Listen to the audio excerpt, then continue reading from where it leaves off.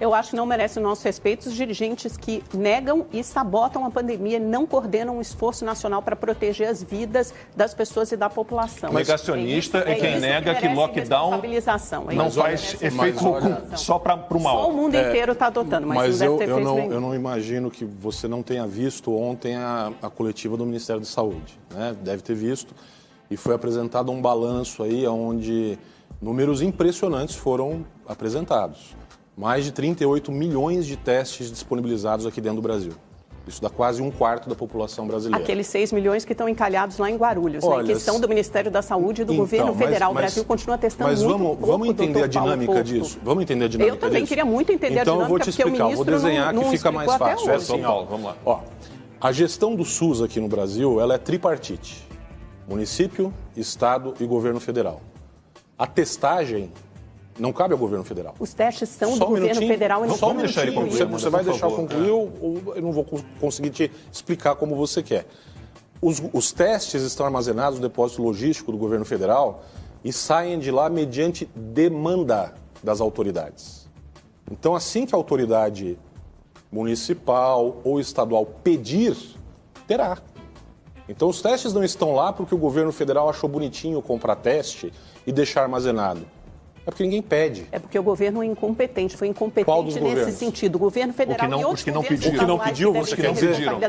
Não é verdade. Mas o que? O governo federal, então, o governo federal, então, ele tem que interferir nos estados e falar, toma aqui, testa aí você. Não pode fazer isso antidemocrático, Amanda. Estados e municípios e não deixar os testes mofarem até o prazo de validade vencer. Eu tenho certeza que tem gente interessada. Eu acho...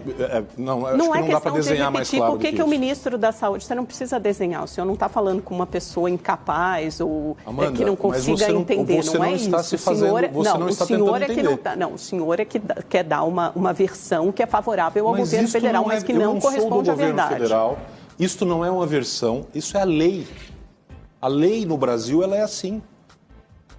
Você tem recentes manifestações do STF dando autonomia total para os governadores. Aí você quer que o governo federal pegue os testes que foram adquiridos para auxiliar os estados, porque, em tese, pela lei, não é nem responsabilidade do governo federal comprar respirador, não é obrigação do governo federal comprar teste. Ele fez, responsabilidade aliás, do os hospitais federais são raríssimos. Parece que nada é, mas não esforços. Está coordenando os esforços, doutor Paulo. Tanto é que os testes estão mofando lá. E se fosse tão simples a justificativa, o ministro da Saúde já teria vindo a público fazer essa defesa e não veio até hoje. O ministro não veio, mas o secretário executivo falou isso ontem. Mas por que o ministro da Saúde não veio a público? Porque ele é a pessoa encarregada. Não é verdade, é porque a explicação não é tão simples assim. Amanda e o doutor Paulo conversavam aqui, Rodrigo levantou o dedinho, então passo a palavra para você, Rodrigo.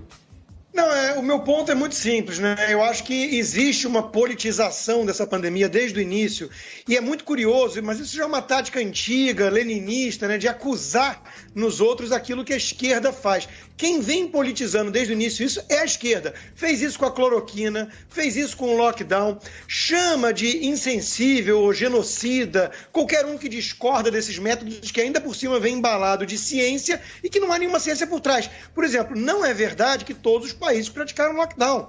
E quando você vai estudar o lockdown, eu tinha dito antes que não há nenhuma eficácia, nenhuma prova de eficácia. O doutor Paulo Porto me corrigiu falando que tem prova de ineficácia, né? Mas o fato é que está aí a Argentina ao lado do Brasil para mostrar a desgraça dessa postura. E não obstante, a mesma turma da esquerda, #quarentena gourmet, fique em casa, não quer saber dos fatos e insiste nessa politização. Aí você explica que não cabia ao governo federal certas coisas, aí você é o bolsonarista.